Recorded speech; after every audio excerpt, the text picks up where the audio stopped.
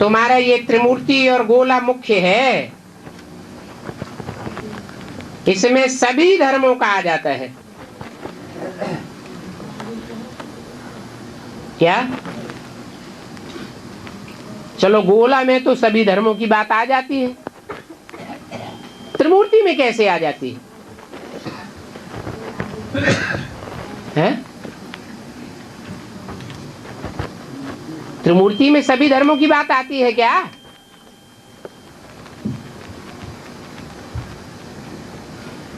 आती है।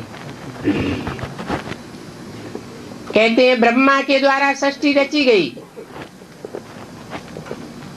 तो जो भी सृष्टि रची गई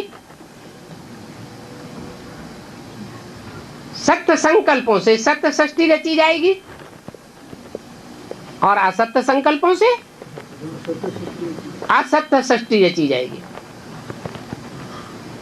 ब्रह्मा के संकल्पों से सृष्टि रची जाती है, तो क्या ब्राह्मणों के संकल्पों से सृष्टि नहीं रची जाती? रची जाती है। ब्रह्मा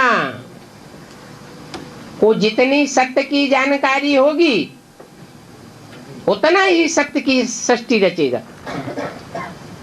संपूर्ण सत्य की जानकारी होगी, संपूर्ण सच्ची सृष्टि रचेगा और सत्युग स्थापन हो जाएगा।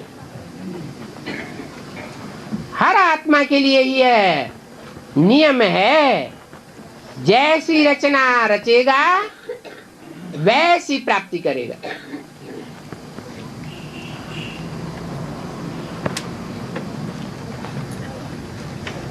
तो पहले पहले है देवी देवताओं का धर्म।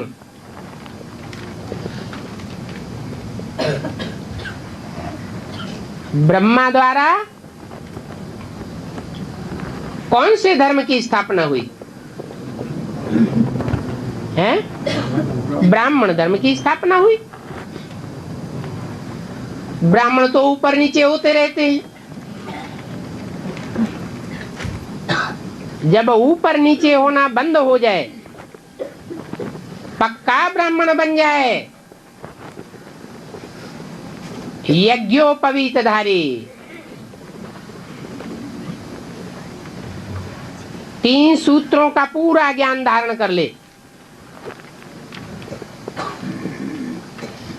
ब्रह्मा के द्वारा कैसे कैसे ब्राह्मणों की पैदाइश होती है। एक ही तरह के ब्राह्मण बनते हैं या नौकुरी के ब्राह्मण बनते हैं? ब्रह्मा द्वारा 9 प्रकार के ब्राह्मणों की रचना होती है, एक से एक श्रेष्ठ और एक से एक कर्म भ्रष्ट धर्म भ्रष्ट। तो दुनिया में कितने प्रकार के धर्म बन गए? 9 प्रकार के धर्मों की रचना हो गई। तो कह सकते हैं कि त्रिमूर्ति में सभी धर्मों की बात आ जाती है। वास्तव में ब्रह्मा की गोद में सब धर्म की आत्माएं पलती हैं, परंतु विष्णु की गोद में इसकी पालना होती है। सब धर्मों की पालना नहीं हो सकती, उनके द्वारा तो सिर्फ देवता धर्म की आत्माओं की ही पालना होती है।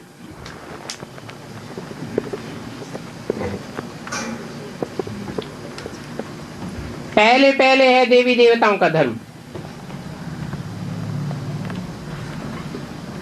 बाबा ने मुरली में लिखा था, त्रिमूर्ति गोला बहुत बड़ा बना करके दिल्ली के जो मुख्य स्थान हो,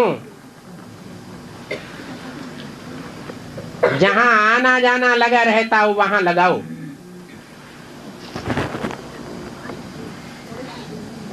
तीन के सीट हो। सीढ़ी में तो और धर्मों का आता ही नहीं है, तो मुख्य है ये त्रिमूर्ति और गोला के चित्र। और समझाने बिल्कुल क्लियर हो, समझाना ही इस बात पर है। पहले पहले तो बाप का परिचय दो। ऊंचते ऊंच बाप और धर्म पिताओं को ऊंचते ऊंचे नहीं कहेंगे। वो ग्रेट फादर्स हैं, परंतु उनको ग्रेट ग्रेट ग्रैंडफादर नहीं कहेंगे। बाप से ही सुख शांति का वर्षा मिलता है और धर्म पिताओं से सुख शांति का वर्षा नहीं मिलता है। दुनिया और ही अशांत होती जाती है, दुख और ही बढ़ते जाते हैं। परंतु बाप जब इस सृष्टि पर आता है और आने के बाद जब ब्राह्मणों को संपूर्ण स्टेज में पहुंचाता है, ब्राह्मण सो देवता बन जाते हैं पढ़ाई पढ़कर, तो दुख का नाम निशान नहीं रहता। सुख की सृष्टि तैयार हो जाती है और दुख की दुनिया विनाश हो जाती है। तो बाप से ही वर्षा मिलता है। पहली बात यह एक, और जो भी दूसरे चित्र हो उन पर पर्दा डाल दो। पहले बाप का निश्चय करने बगैर तुम्हारा कुछ भी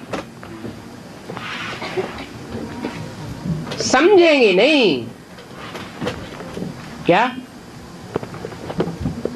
त्रिमूर्ति के चित्र पर समझाओ तो पहले किसका परिचय देना चाहिए? है बाप का परिचय देना। कौन सा बाप है त्रिमूर्ति में? है त्रिमूर्ति में जिसको बाप क्रिएटर है या रचयिता कहेंगे, वो बाप कौन है?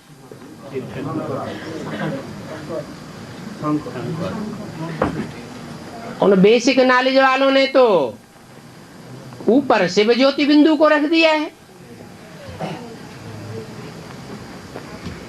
परंतु शिव ज्योति बिंदु को मूर्ति थोड़ा ही कहेंगे। वो त्रिमूर्ति में से एक मूर्ति है क्या? है उसको तो मूर्ति नहीं कहेंगे। तो जो बोला कि और चित्रों पर पर्दा डाल दो, पहले बाप का परिचय दो, तो कौन से चित्रों पर पर्दा डालने की बात है? ब्रह्मा और विष्णु के चित्र पर पर्दा डाल दो ताकि उनकी बुद्धि उनमें न जाए। पहले बाप का परिचय दो। अब बताओ उन ब्राह्मणों में और तुम ब्राह्मणों में कितना अंतर हो गया? वो बाप के ऊपर ही पहले पर्दा डाल देते हैं और ब्रह्मा को पहले प्रत्यक्ष करते हैं। और तुमको क्या कहा? बाप का परिचय दो और दूसरे चित्रों के ऊपर पर्दा डाल दो। पहले बाप का निश्चय कराने के बगैर तुम्हारा कुछ भी नहीं समझेंगे। अगर बाप को ही नहीं समझते हैं तो उनको और चित्रों पर समझाना बिल्कुल फालतू है। क्या हमारे कुल का होगा तो बाप के चित्र के ऊपर समझानी उसको समझ में आ जाएगी। हमारे कुल का नहीं होगा तो कितना भी समझाओ पूरी बात समझेगा नहीं। और अब अगर खींच के समझ भी लिया तो आगे चल करके जब परीक्षाओं के दौर आएंगे तो हमको धोखा दे जाएगा।